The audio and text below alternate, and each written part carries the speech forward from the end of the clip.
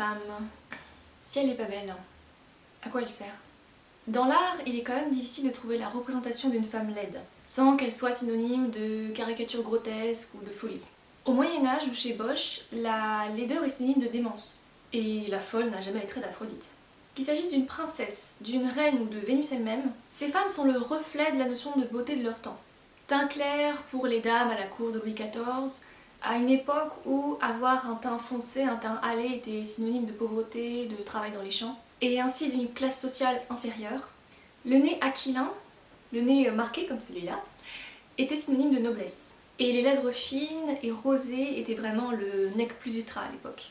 Donc on est vraiment loin des normes de beauté actuelles où on a des lèvres pulpeuses, des courbes généreuses mais fines quand même, et où on ressemble plus à Anne Brasse qu'à l'idéal de beauté au XVIIe siècle.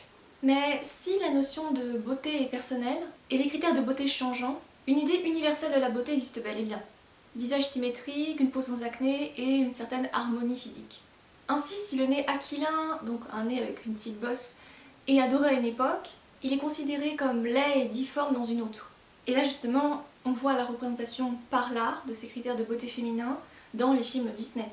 Les princesses sont pures et innocentes, elles ont un nez tout minuscule, tout mignon, tandis que les méchantes, comme la belle-mère de Blanche-Neige, se transforment en vieille dame, hideuse, avec un grand nez, toute fripée et méchante. Et Maléfique, dans La Belle au bois dormant, a un nez aquilin.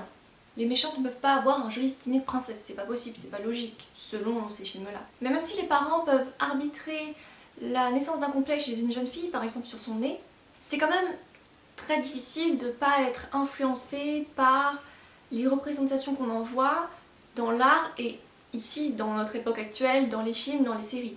Surtout quand une caractéristique physique est décrite comme négative et connotée négativement par des personnages qui devraient être repoussants pour le spectateur.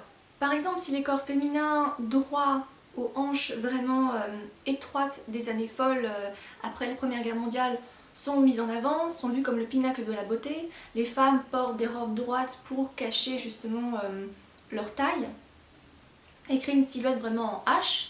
À l'époque actuelle, c'est plus un corps en sablier qui est mis en avant.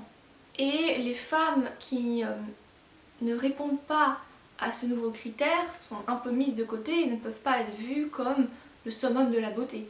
Surtout si elles participent à une industrie comme la mode ou le cinéma où elles sont constamment jugées, leur valeur est constamment jugée sur leur physique. On a pu le voir avec le film La Substance qui est sorti récemment où il y a cette pression de la peur de vieillir, la peur d'être dépassée, la peur d'être has-been et la peur d'être rejetée parce qu'on est entre guillemets plus assez fraîche, plus assez intéressante, on a besoin de nouveautés. Et la nouveauté c'est la fraîcheur, c'est la jeunesse. Donc pour être acceptée, pour devenir une hit girl, il faut se ranger à ces normes et y répondre comme un bon petit soldat. Bien entendu, on peut aussi lancer une nouvelle mode. Par exemple, Kate Moss est arrivée dans les années 90 avec un corps très mince. Très très mince, ça a lancé la mode de l'héroïne chic, justement où on se demandait si les mannequins n'abusaient pas de substances pour être aussi menus, d'où le nom héroïne chic.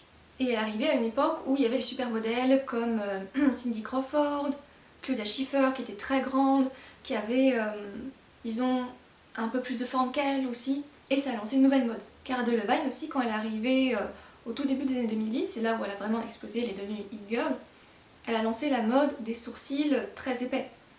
Parce qu'avant, dans les années 2000, on voit les stars comme Christina Aguilera, elles avaient des sourcils très très fins, c'est ça la mode. Donc on passe d'un extrême à l'autre. Donc on peut se demander, est-ce qu'il existe un conseil qui se tient à peu près tous les 10 ans pour déterminer quelles sont les nouvelles normes, les nouveaux critères de beauté? J'en doute. Par contre, ce qui est plus probable, c'est que quand un nouveau critère de beauté naît, il est au commencement très minoritaire. Par exemple, les grands sourcils de Cara Delevingne. C'était pas populaire à l'époque. Mais, d'abord singulier, il devient tendance justement par sa singularité. Parce qu'on a envie de se différencier et parce que, bon, après il y a tout un marketing qui fait que c'est mis en avant par exemple par des stars et ça devient désirable et du coup tout le monde se l'approprie. Mais comme tout le monde se l'approprie, au final après ça devient plus à la mode parce que ce qui se passe c'est que les élites ont un critère de beauté, après toutes les classes sociales en dessous, d'une manière économique, hein, essayent de le copier, mais si par exemple une classe vraiment très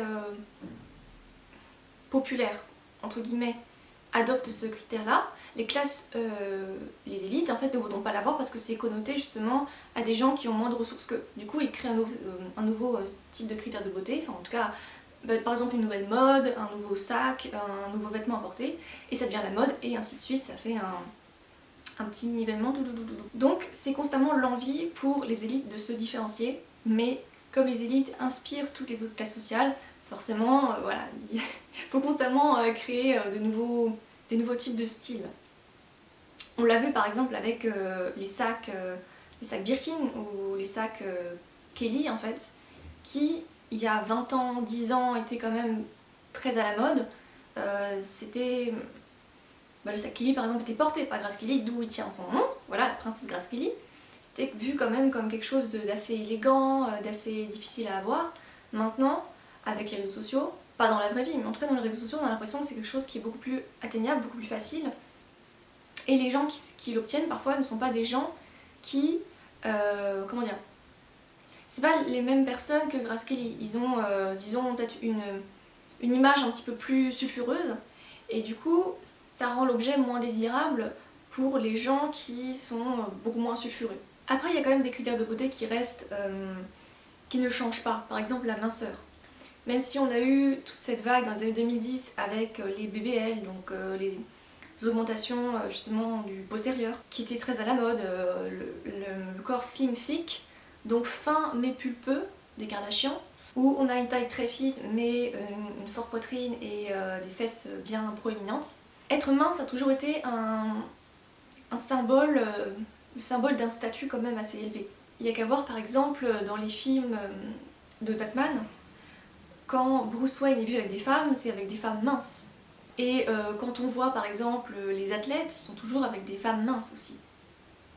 Et on pourrait aller plus loin en disant que de toute façon, les femmes qui ne sont pas minces se sentent quand même un peu invisibilisées, parce qu'en tant que femme, on y gagne énormément à être mince, à prendre soin de soi. On peut être en colère envers ça, on peut...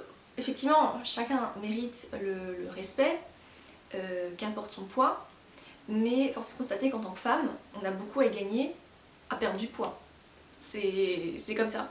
Ça veut pas dire qu'il faut être anorexique, ça veut simplement dire que quand on voit une femme mince et avec un corps tonique, hein, je parle pas d'être maigre et ne pas avoir de muscles, on parle d'une femme qui fait un peu de sport et qui est du coup un peu de muscles et qui est, disons, un physique harmonieux, on va se dire, en tout cas c'est l'inconscient, que elle a du temps pour elle, elle a du temps pour faire du sport, pour bien dormir parce qu'elle a un joli teint, elle a aussi, disons, la connaissance pour bien s'alimenter, elle a les ressources financières pour bien s'alimenter aussi, en tout cas le temps du moins pour soit acheter, enfin les ressources soit pour acheter des bons petits plats, soit le temps pour les préparer.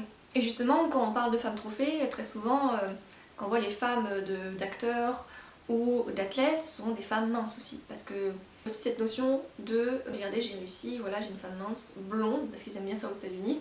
Les représentations ne changent pas beaucoup au final. Mais même si on veut atteindre par exemple un nouveau critère de beauté, ce n'est pas forcément accessible à tout le monde. Et justement, on a peut-être la solution. Imaginons, là j'ai mes lèvres, bon, moi je les aime, je les trouve très belles, mais imaginons que je les trouve trop fines. Parce que j'ai vu des stars qui ont des lèvres pulpeuses, bon, se sont fait acheter quelque chose, ou alors juste elles ont des lèvres pulpeuses naturellement, et j'ai envie d'en avoir aussi parce que je me sens un peu complexée, parce que je me dis ah ouais les lèvres fines, je sais pas, je trouve pas ça joli, j'ai besoin de plus, de plus. N'est-ce pas merveilleux qu'en me créant un problème, en me créant un complexe, on me vende la solution? Incroyable. Et là justement des myriades de produits seront là dans le but de résoudre mon complexe. Donc on a soit un rouge à lèvres pour faire le contour des lèvres, pour donner l'impression qu'elles sont plus grosses. On peut avoir aussi des rouges à lèvres mentholés ou épicés qui stimulent un petit peu les lèvres, qui les font gonfler légèrement. Ou alors on a les injections aux lèvres. À renouveler tous les 6 mois, c'est très important parce que vous comprenez en fait, ce qu'on injecte se dissout, du coup il faut revenir tous les 6 mois, sinon voilà, on peut dire adieu au résultat.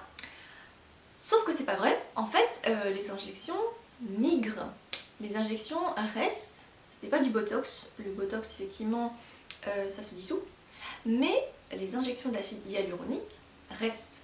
Et elles peuvent migrer, par exemple, imaginons je fais les injections ici sur la lèvre supérieure, ça peut migrer au-dessus et faire du coup un effet bec de canard. Mais bon, si on fait croire aux clientes qu'elles doivent revenir tous les 6 mois pour parfaire leurs injections, bah c'est parfait. Des clientes qui reviennent d'elles-mêmes, c'est le rêve.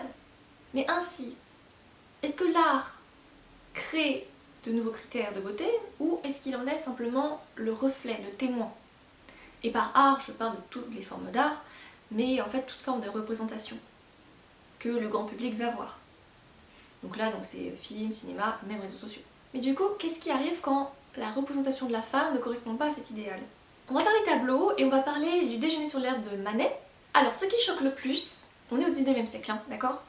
Ce qui choque le plus en 1863, ce n'est pas la femme nue qu'on voit en premier plan, mais c'est son corps. Parce qu'on pourrait se dire qu'on est au 19e siècle, c'est un peu choquant de voir une femme nue. Faut pas penser qu'ils sont tout innocents, hein.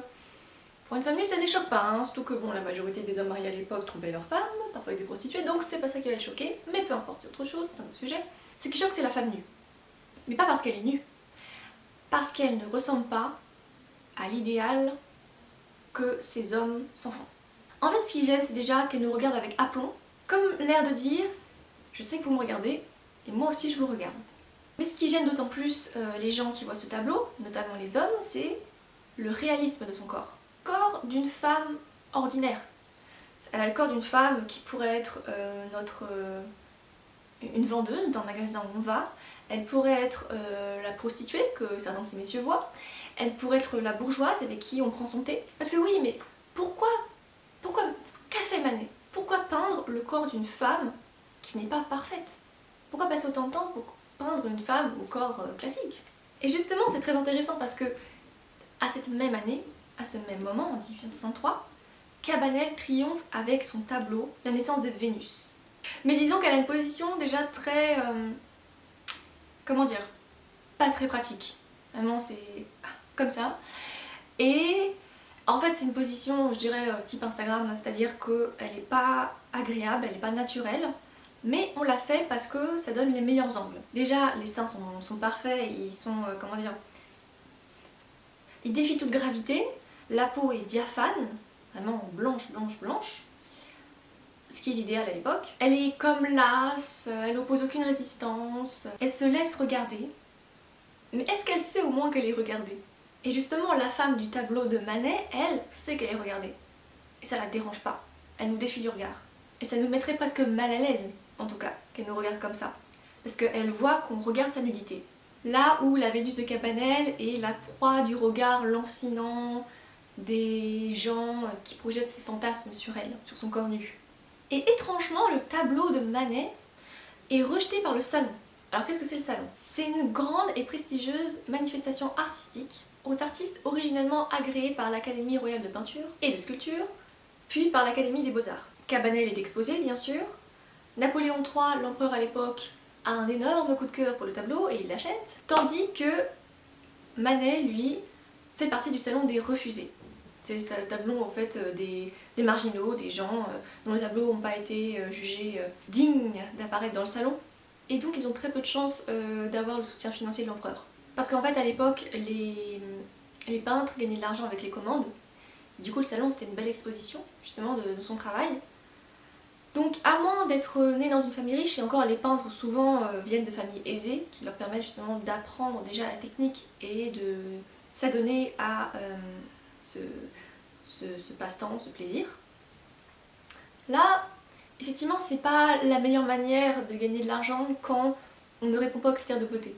Mais est-ce que choquer n'est pas plus intéressant que d'être dans les clous? Une mauvaise publicité reste une publicité. Et cette histoire, on la connaît toujours. Donc en fait, ce que nous racontent ces histoires, c'est que ce soit dans le cinéma, que ce soit sur les réseaux sociaux, que ce soit en peinture, les critères de beauté pèsent toujours sur les femmes. Parce que ça sous-entend que leur beauté est là où résiderait leur valeur première.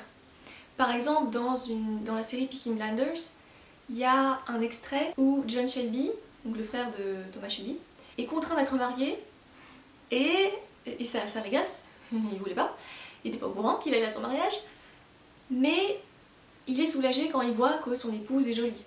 Et justement, correspondre aux critères de beauté de son époque est à double tranchant. Parce que on se voit favorisé par la société si on y ressemble, avec le pretty privilege, le privilège de la beauté, où les gens qui sont considérés comme beaux sont mieux traités, ont plus d'opportunités. Mais la pression peut être si forte qu'on peut endommager notre santé. Par exemple, les femmes qui ont fait un BBL, donc le Brazilian Butt Lift, il faut savoir que c'est l'opération qui aurait le taux de mortalité le plus élevé dans les opérations de chirurgie esthétique. Et bon, ne parlons même pas des voyages en Turquie ou en Tunisie justement pour faire ces chirurgies esthétiques parce qu'elles sont moins chères, où t'as un package avec vol, hôtel, enfin tout compris et l'opération. Mais pour quel suivi? Quel suivi médical auras-tu une fois que tu rentreras dans son pays d'origine si jamais les choses ne se passent pas bien? Et même si les choses se passent bien d'ailleurs, après une chirurgie esthétique, il faut un suivi du médecin. Mais le danger mortel de la beauté n'est pas nouveau. Au 19e et 20e siècle, de nombreux produits de beauté et médicaments brevetés contenaient des formes de mercure. Mais alors, que faire? Est-ce qu'il faut ignorer ces critères de beauté? Et lutter pour leur abolition et la fin de la discrimination de celles qui n'y collent pas? On peut le faire, hein, et certaines femmes justement choisissent de ne pas correspondre aux critères de beauté. Mais s'il y a quelque chose d'indémodable, c'est la santé physique et mentale. Bien entendu, dans chaque culture, il y a une forme de beauté qui est favorisée.